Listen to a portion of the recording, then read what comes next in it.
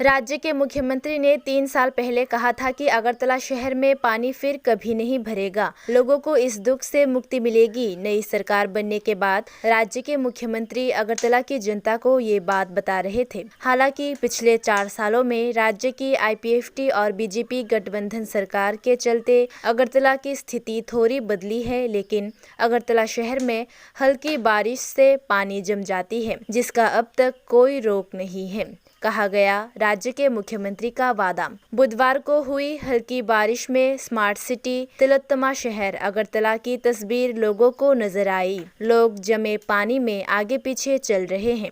लोगों के दुखों को खत्म नहीं कर सकते तो वादा करने का क्या जरूरत था।